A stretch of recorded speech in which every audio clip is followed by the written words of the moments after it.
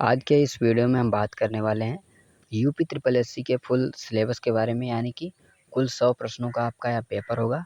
इसमें जो आपको टाइम दिया जाएगा वह 2 घंटे का, और इसमें जो पूर्णांक होगा वह भी 100 अंकों का होगा।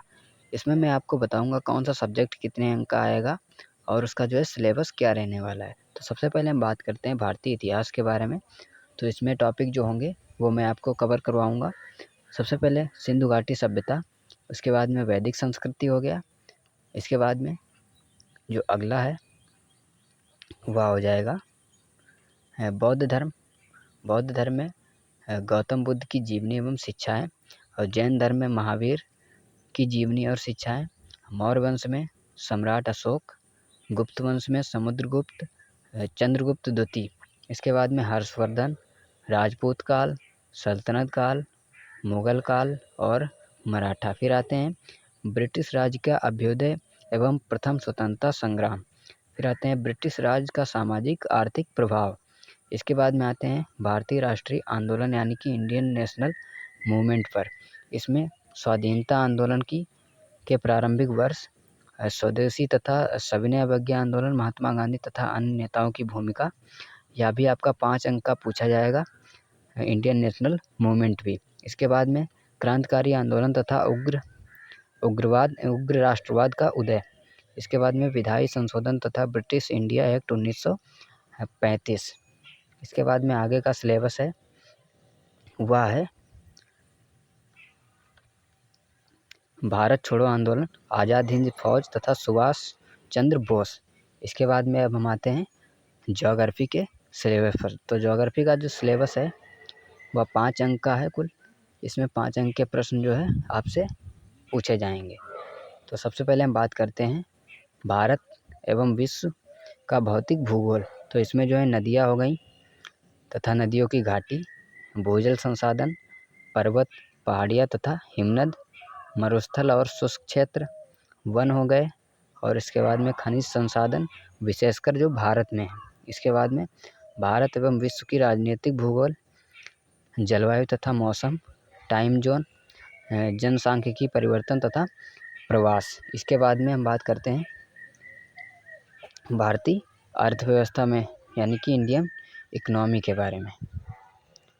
तो इंडियन इकोनॉमी में क्या क्या आएगा यह भी आपका 5 अंक का पूछा जाएगा, 5 अंकों का है। इसके बाद में सबसे पहले भारतीय अर्थव्यवस्था 1947 से 1991 तक से योजना आयोग तथा पंचवर्षीय योजनाएं आएंगी। मिश्रित अर्थव्यवस्था का विकास, निजी एवं सार्वजनिक क्षेत्र। इसके बाद में हरित क्रांति, दुग्ध विकास तथा ऑपरेशन फ्लड, यह भी आएगा। इसके बाद में हम नेक्स्ट सिलेबस देखते हैं, वह है बैंकों का राष्ट्रीयकरण तथा सुधार किस प्रकार से हुआ, यह भी पूछा जाएगा। वर्ष 1991 में आर्थिक सुधार तथा उसके बाद अर्थव्यवस्था कैसी थी। वर्ष 2014 के पश्चात आर्थिक सुधार, कृषि सुधार, ढांचागत सुधार, इसके बाद में श्रम सुधार, आर्थिक सुधार, जीएसटी यानी कि जीएसटी भी पूछी जाएगी। इसके बाद में हम बात करते हैं इंडियन कॉन्स्टिट्यूशन यानी कि भारतीय संविधान। यह भी आपका 5 अंकों का पूछा जाएगा। इसमें सबसे पहले भारतीय संविधान की प्रमुख विशेषताएं, राज्य के नीति निर्देशक तत्व।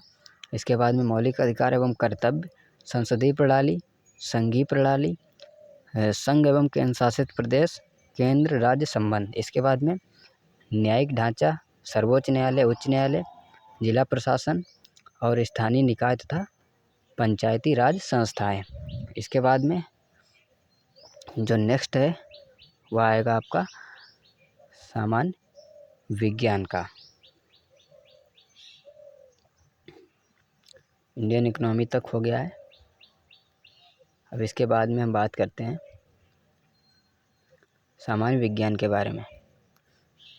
तो सामान्य विज्ञान का जो सिलेबस है वह है प्रारंभिक भौतिकी विज्ञान। इसमें जो है 5 अंक का आएगा, प्रारंभिक रसायन विज्ञान और प्रारंभिक जीव विज्ञान। इसके बाद में हम बात करते हैं मैथ के बारे में। तो पूर्ण संख्या, भिन्न तथा दशमलव, उसके बाद में प्रतिशतता, साधारण अंकगणितीय समीकरण, वर्ग एवं वर्गमूल, घातांक एवं घात, इसके बाद में औसत। के बाद में हम बात करते हैं हिंदी के बारे में, तो हिंदी में क्या आएगा, सबसे पहले संधि आएगी, विलोम शब्द आएगा, पर्यायवाची शब्द आएंगे, वाक्यों के लिए एक शब्द और लिंग। इसके बाद में हम बात करते हैं हिंदी का नेक्स्ट सिलेबस क्या है।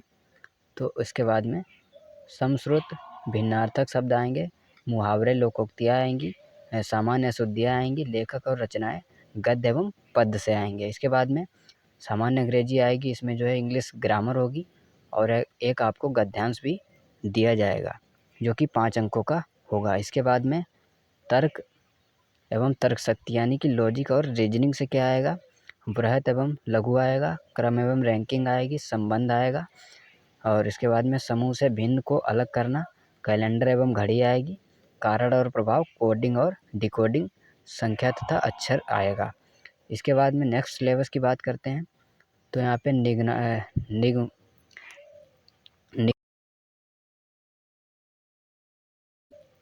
निगमनात्मक तर्क, कथन, विश्लेषण एवं निर्णय। इसके बाद में हम बात करते हैं करंट अफेयर के बारे में। तो भारतीय एवं वैश्विक स्तर का करंट अफेयर आएगा, यह आपका 10 अंकों का होगा। इसके बाद में सामान्य जागरूकता यानी कि जनरल अवेयरनेस भी आएगी, भारत के पड़ोसी देश, देश की राजधानी एवं मुद्रा, भारत के राज्य तथा केंद्र शासित प्रदेश, भारतीय संसद, लोकसभा, राज्यसभा, विधानसभा एवं विधान परिषद, राष्ट्रीय एवं अंतर्राष्ट्रीय दिवस।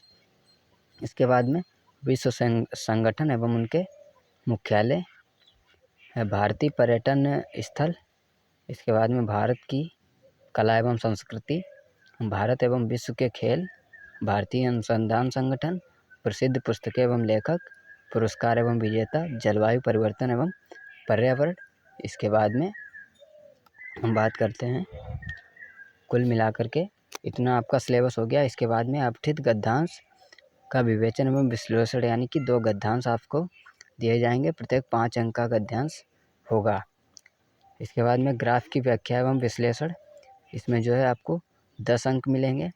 तालिका की व्याख्या एवं विश्लेषण 2 तालिकाएँ आएंगी और आपको यहाँ पर 10 अंक मिल जाएंगे। कुल मिलाकर के 100 अंकों का आपका यह पूरा सिलेबस हो गया है यूपी ट्रिपल एससी का। आपको समझ में आ गया होगा। धन्यवाद।